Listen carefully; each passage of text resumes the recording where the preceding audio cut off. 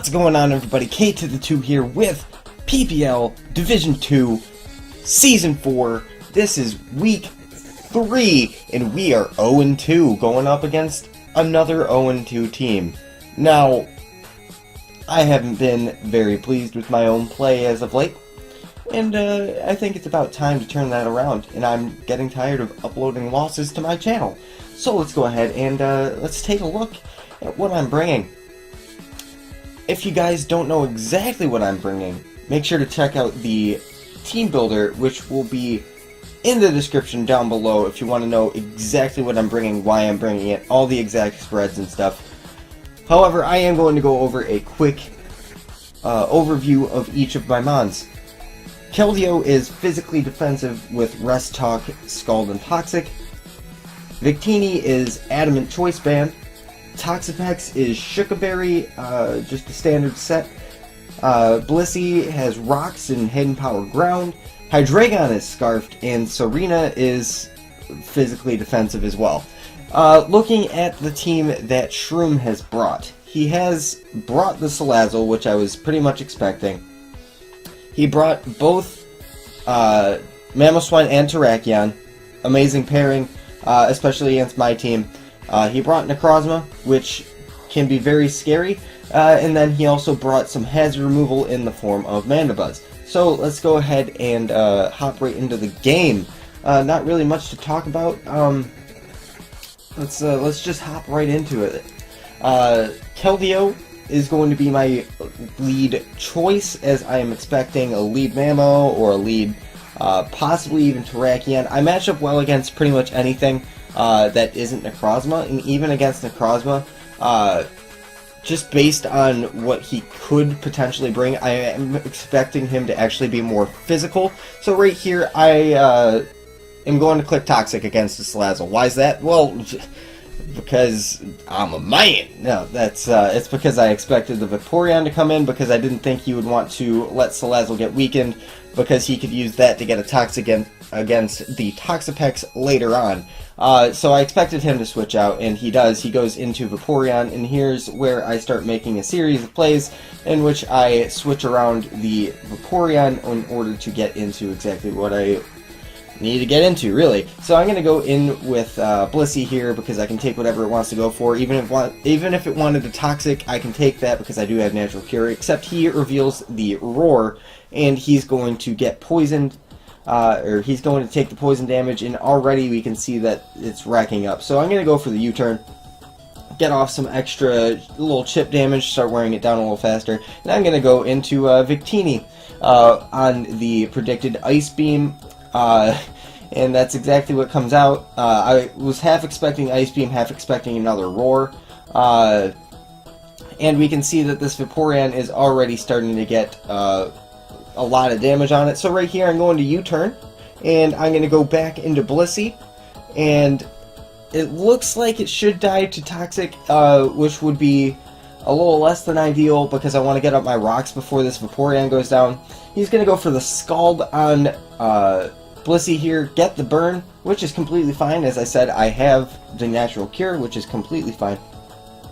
It's just going to negate our leftovers for a turn. And here's the moment of truth. Does it live? It does live, which means we can get off our Stealth Rocks. And that's going to be really nice for wearing down the Mandibuzz, especially because Banded Victini does not kill physically defensive Mandibuzz unless rocks are up.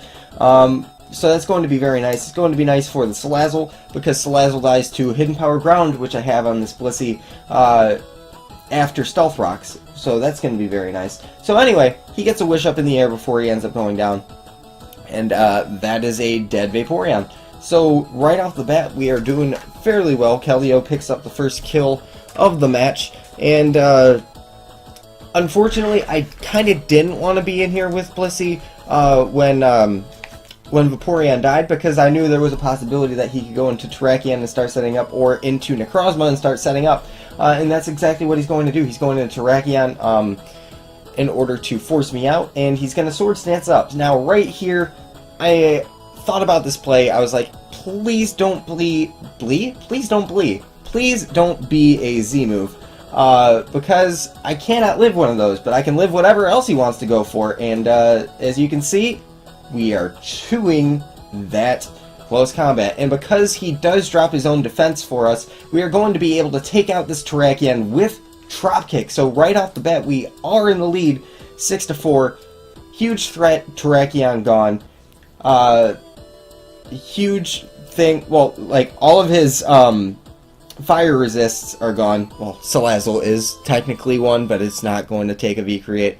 Anyway, he's going to bring in Necrozma here, and I just wanted to gauge some damage. I clicked U-turn, or Synthesis. It doesn't matter because I died at X-Scissor, and my theory as to whether or not this thing is physical or special comes true, as I see that it is a more physical set. Now right here, I bring in Victini, and because I know he's afraid of the V-Create, I am going to go for the U-turn.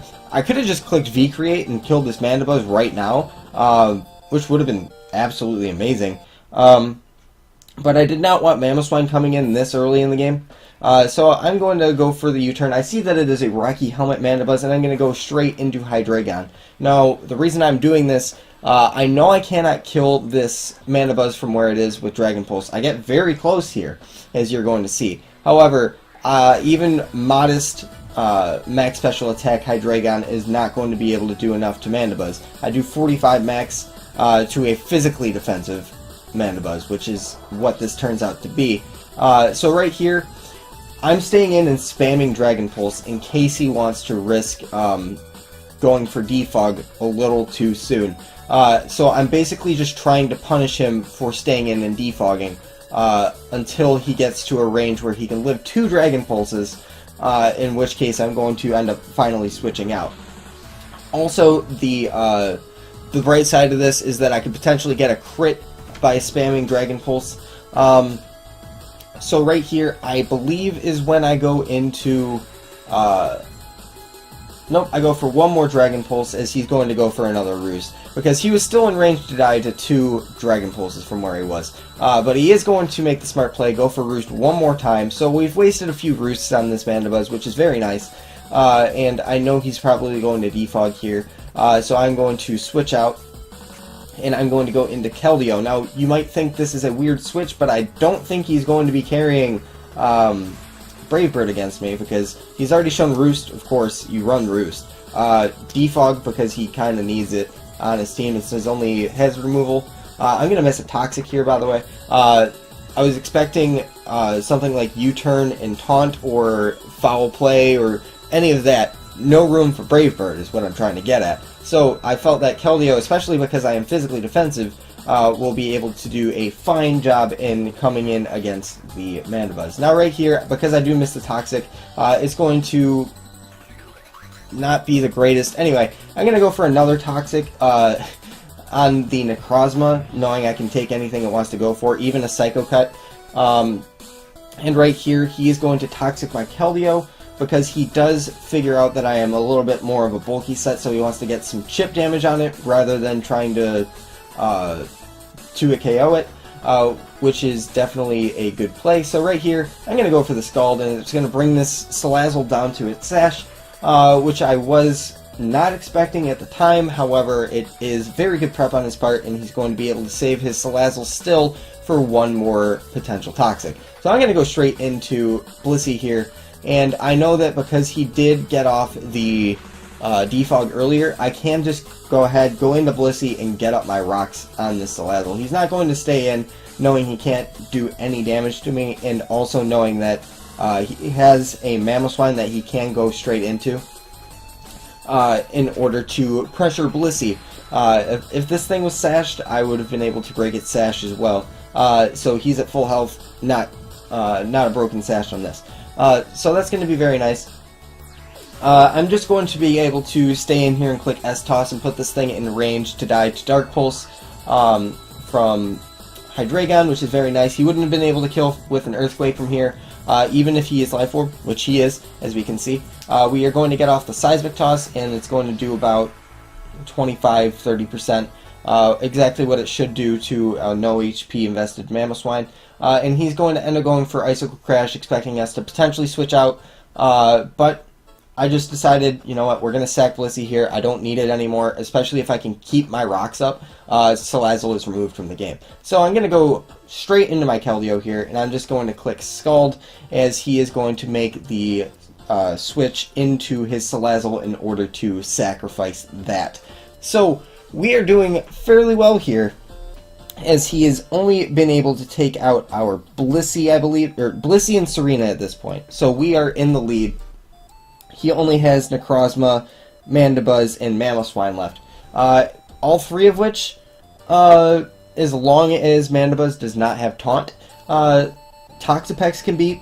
This Keldeo can end up beating it.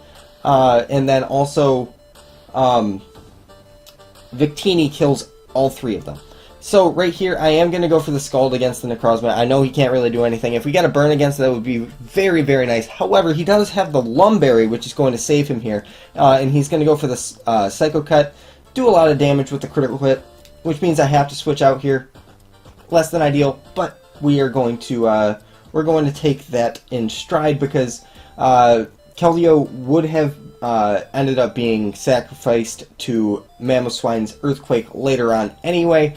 So I'm going to make the switch straight out into my Hydreigon here, as he's going to Morning Sun on up. So that's kind of annoying, because we did get some good chip damage. It did put it into range in order to die to Dark Pulse.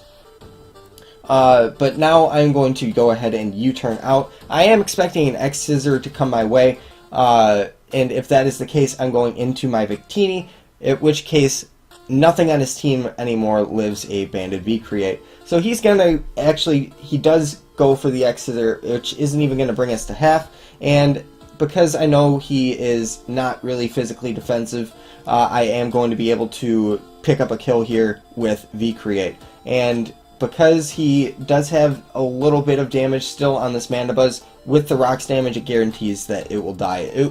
The min roll is 66, so I was a little bit exaggerating, but it's a dead Mandibuzz now, so it doesn't really matter. So we are going to take the Rocky Helmet damage. Victini is going to be able to come in once again later on, pick up another kill, and right here is when I decided to sacrifice my Keldeo. I did not want to switch in Toxapex right away, because I needed that Shuka Berry. That would have been very useful, of course, because it would have saved me against Mamoswine, and especially against the Necrozma, because it did turn out to not be a setup Necrozma, so that's going to be very nice for Toxapex if things get hairy. However, I sacrifice the Keldeo. He's going to go for the Ice Shard with Mamoswine, get off as much damage as possible before going down, and I'm just going to end up killing it with U-turn. Victini is going to pick up its second kill of the game, and all he has left is Necrozma, at which point that will be killed by the Hydreigon. X-Scissor is not a 2-hit KO against us, and we outspeed. So we are going to clean up this game, really, with Hydreigon here, and finally we pick up a win here in the PPL. I feel bad for Shroom, because he's starting out 0-3 on the season, and I wouldn't have expected that at all. But anyway, here we are. He gets flinched, but really that just sped up the process. He said that he went for Morning Sun, and it wouldn't have mattered, because I 2-hit KO him anyway. So down goes the Necrozma, and we pick up a 3-0 victory. Finally picking up a win in our PPL season. I am really excited, and I'm looking forward to the rest of the season, because anybody can win any game this week, or this season, and I feel like if it comes down to it, if I need to, I can win all of them. Alright, that sounded cocky. If the game lets me, I feel like I have a chance in every single game. So that's going to be it, really. Thank you guys so much for watching. If you enjoyed, go ahead and hit that like button, and I will see you guys next time.